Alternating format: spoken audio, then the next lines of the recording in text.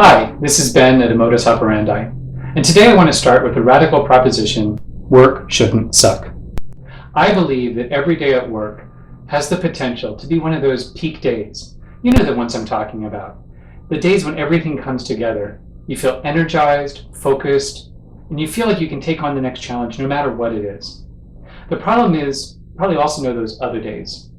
It's hard to get out of bed in the morning. You feel like your willpower has been replaced by Jell-O. And worst of all, you're haunted by these nagging doubts like, what if I'm wrong? What if it doesn't work? And worst of all, maybe I should get a real job. Now, most of us have been conditioned to believe that those other days are the normal days, that that's just how work is. But I don't think that that has to be the case.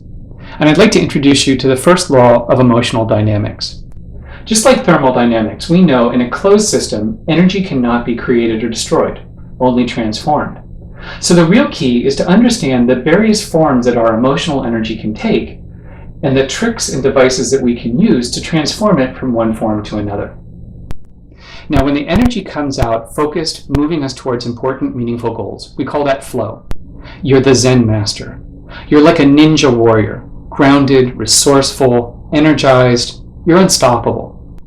The problem is when that flow of energy gets diverted, it doesn't go away. It just comes out in unproductive and often destructive forms. So we need to be aware of the three forms that it can take when it comes out negatively. First of all, we can turn the energy back in on ourselves. And when this happens, we feel depressed, demoralized, and it feels like we have no energy at all. It's not that the energy's gone away. We're just using all of our creative abilities to convince ourselves of what could go wrong. The second form it can take is whenever we play the victim and look for somebody to blame. Really two sides of the same coin. When we do this, we spend all of our energy trying to convince anyone who will listen, and a lot of people who really aren't listening, that we're just an innocent bystander in our own lives. And then we go looking for the person to blame. Finally, we can spin that energy out into obsessive-compulsive behavior. I think a favorite in North American society these days. We can spend that energy doing the same things again and again and expecting different results, or indulging in some sort of addiction to numb that hollow feeling we have inside. So the important point is the energy is going to come out one way or another, either unfocused and potentially destructive, or focused, moving you towards important, meaningful goals.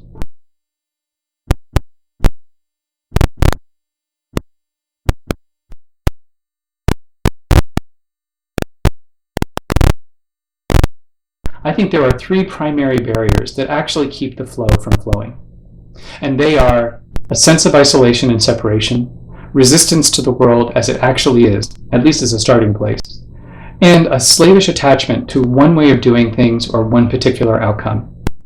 I believe if we find the ways to start to convert the isolation into connection, the resistance into an awareness, and the attachment into responsiveness, we're going to find more and more of our energy channeled into productive flow and spend less of our time having those other days. My name is Ben Cottle. This is a Modus Operandi. Thanks for joining us.